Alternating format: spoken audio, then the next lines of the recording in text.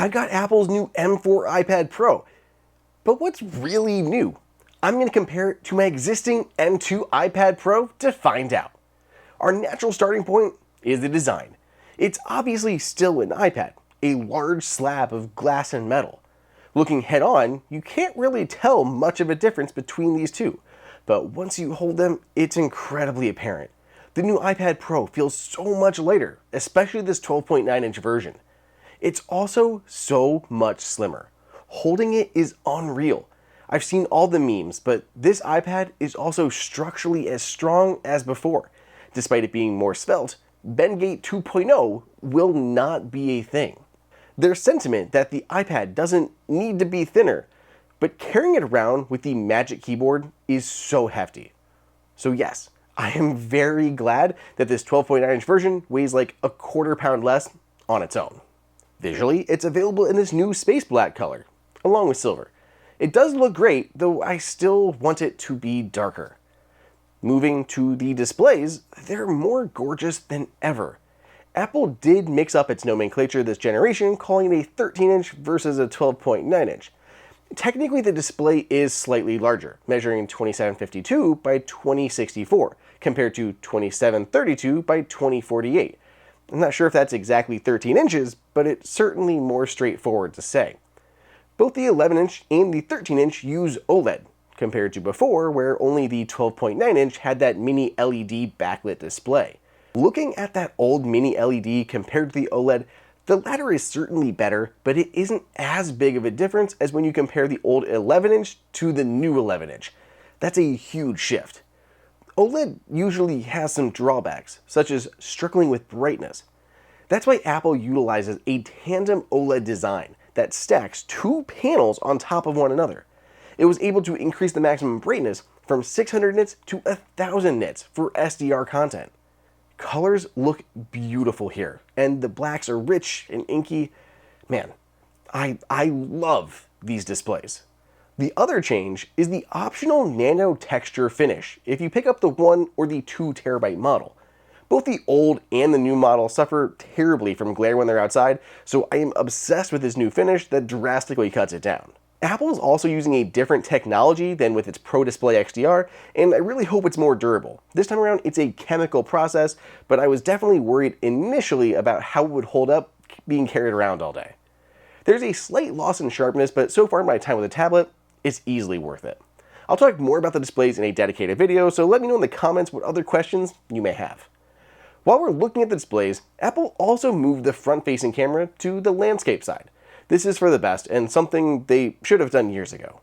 It's used for video calls as well as Face ID. All of that remains unchanged. I guess since we're talking about the cameras, I may as well point out one of the steps backward on the new iPad.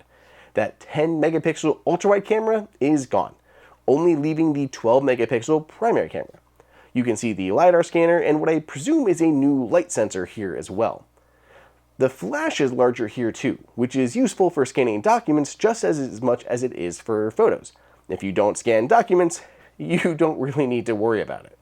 For what it's worth, photo quality looks relatively unchanged, looking pretty similar between the two models. They look like the same sensor, but since the new processor has an upgraded ISP, there should be at least a small improvement in the image quality. That said, don't shoot photos with your iPad if you can avoid it. Your phone probably still has the better shooter. Before moving to the processors, a couple points on the connectivity. The new iPad Pros only support the Apple Pencil Pro and the Apple Pencil USB-C. The old iPad Pros could use the Apple Pencil 2nd generation alongside the Apple Pencil USB-C. This is due to changes in the charging mechanism necessary to fit that landscape camera. The 2024 tablets also only support the new Magic Keyboard, while the old version could use the last-gen Magic Keyboard or the Smart Keyboard Folio. Lastly, the Smart Connector can charge faster now, up to 60 watts. I'd love to see some sort of new docks developed that use that quick charging port. Okay, here's what we care about. The new M4 and how it compares to the M2. Yeah, Apple skipped the M3 altogether. The M2 was an 8-core CPU that was split between 4 performance cores and 4 efficiency cores. The 3nm M4 is a 9-core chip with 3 performance cores and 6 efficiency cores. unless you grab the 1TB or 2TB, which jumps it up to a 10-core, blessing you with an additional performance core.